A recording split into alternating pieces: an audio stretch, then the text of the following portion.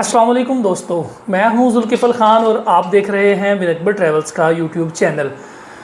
दोस्तों, आज की वीडियो कनाडा में कुछ वर्क परमिट्स के हवाले से बड़ी इम्पॉर्टेंट है, क्योंकि कनाडा में काफ़ी सारी नई हायरिंग्स आ गई हैं जो कि मैं आज भी देख रहा था, तो सोचा आप दोस्तों से शेयर करूं कि किस तरीके से अप्लाई किया जाए कि जॉब मिलने के चांसेस वो सबसे ज़्यादा बेहतर हों। कनाडा में आए दिन कोई ना कोई नया प्रोग्राम लॉन्च होता है, आप लोग यूट्यूब पे उसकी वीडियोस भी देखते हैं, लेकिन हर प्रोग्राम पाकिस्तानियों के लिए नहीं होता। बहुत से दोस्त हमें कहते हैं कि जी आप फ़लाँ प्रोग्राम आ गया उसके ऊपर वीडियो बना दें, फ़लाँ प्रोग्राम आ गया उसके ऊपर वीडियो बना दें। तो हम ये नहीं करते, हम सिर्फ उन प्रोग्राम्स के बारे में आपको बताते हैं जिनमें सिर्फ पाकिस्तानी अप्लाई कर सकते हैं। जिसमें पाकिस्तानी अप्लाई नहीं कर सकते, हम उन प्रोग्राम्स के ऊपर हरगिज़ वीडियो नहीं बनाते। जिसमें सबसे ऊपर है क्रिटिकल पायलट प्रोग्राम कनाडा का। इसमें ये पाकिस्तानियों के लिए नहीं है।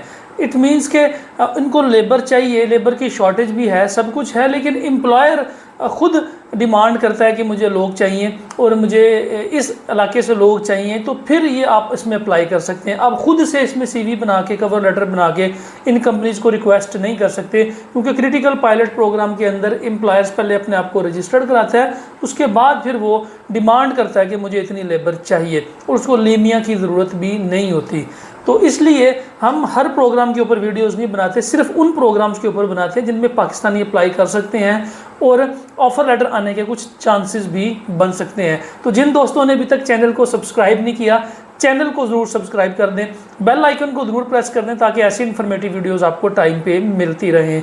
तो कनाडा में आज भी कुछ नई जॉब्स निकल के आई हैं, जिसके अंदर कसाई जो होते हैं, बुचर और होटल्स के रिलेटेड जो इंडस्ट्री है, उसमें काफ़ी सारी जॉब्स निकल के आई हैं जो कि हायरिंग होंगी और लोग जाएंगे जून या जुलाई के अंदर, क्योंकि कनाडा 3 से 4 माह पहले ही अपनी हायरिंग स्टार्ट कर देता है। तो अगर आप इन जॉब्स के अंदर अप्लाई करना चाह रहे हैं जिसके लिए लीमिया की ज़रूरत नहीं है, इसलिए लीमिया की ज़रूरत नहीं है कि वहाँ पे जो एम्प्लॉयर्स हैं वो अपने आप को रजिस्टर्ड करवा लेते हैं और कहते हैं कि जी हमें लेबर मार्केट असेसमेंट की ज़रूरत नहीं है, हमें ये हाई डिमांडिंग जॉब्स हैं तो हमें ये लोग चाहिए। लेकिन जो अप्लाई करने वाले हैं, जो लोग जाना चाहते हैं, वो इसलिए सिर्फ कनाडा के लिए अप्लाई ना करें कि जो उनका दिल कर रहा है कनाडा जाने को।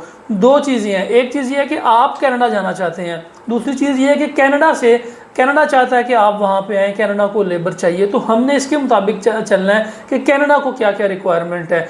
उसके लिए फिर हम आपसे रिक्वेस्ट करते हैं कि आप अपनी ख्वाहिश के मुताबिक ना चलें, उनके डॉक्यूमेंट्स के मुताबिक चलें कि उनको डॉक्यूमेंट्स कौन कौन से चाहिए। और नो डाउट कि वहाँ पे बेतहाशा जॉब्स निकल के आ रही हैं, नए नए प्रोग्राम्स निकल के आ रहे हैं, लेकिन आपने अपने डॉक्यूमेंट्स पहले रेडी करने हैं उनके मुताबिक। पहले आप अपनी असेसमेंट करवाएं, आपकी एज, आपकी एजुकेशन, आपका एक्सपीरियंस, आपकी लैंग्वेज, इसके अलावा जो आपकी एक्सपर्टीज़ हैं, वो आपकी कम्युनिकेशन ऐसी होनी चाहिए कि आप कनाडा में अपने आप को प्रेजेंट कर सकें। एज ए लेबर कर लें, एज ए सुपरवाइज़र कर लें, एज ए इंटेलेक्चुअल कर लें, as a highly expert person कर लें, लेकिन आपको अपने डॉक्यूमेंट्स को सीधा करना पड़ेगा, अपनी असेसमेंट सबसे पहले करवानी पड़ेगी। तो चाहे आप असेसमेंट कहीं से भी करवाएं, अपने डॉक्यूमेंट्स पहले करवा के, क्योंकि लोग हमें कॉल करते हैं कि जी हमने कनाडा जाना, आप अप्लाई कर देंगे। हम उन्हें कहते हैं कि ऑफिस विजिट करें, अपनी असेसमेंट करवाएं, वो कहते हैं जी ऐसे ही डॉक्यूमेंट्स भेज देते हैं, आप अप्लाई कर दें। तो इस तरह आपका टाइम भी ज़ाया होगा, हमारा भी ज़ाया होगा, और हम अप्लाई भी नहीं करते बिल्कुल इस तरह से। हमारे ऑफिस में अगर 100 लोग डेली आते हैं तो उसमें सिर्फ 5 या 10 लोगों का हम कनाडा का केस लेते हैं, बाकी सब लोगों को कहते हैं आपको अप्लाई करने का फ़ायदा नहीं है, आपका टाइम भी ज़ाया होगा, आपके पैसे भी ज़ाया होंगे। तो इसलिए हमारे पास असेसमेंट के ऊपर ज़्यादा जोर होता है। हम आपकी एलिजिबिलिटी, आपकी असेसमेंट देखने के बाद डिसाइड करते हैं कि आपको किस स्ट्रीम के अंदर डाला जाएगा। आपको ओपन वर्क परमिट में अप्लाई किया जाएगा, आपका किसी क्रिटिकल प्रोग्राम में अप्लाई किया जाएगा, किसी नॉमिनेशन प्रोग्राम में, किसी प्रोविंशियल प्रोग्राम में अप्लाई किया जाएगा, किस प्रोग्राम में आप जा सकते हैं। असेसमेंट के बाद हम आपको गाइड करके बता देते हैं कि आप इस प्रोग्राम के अंदर जा सकते हैं।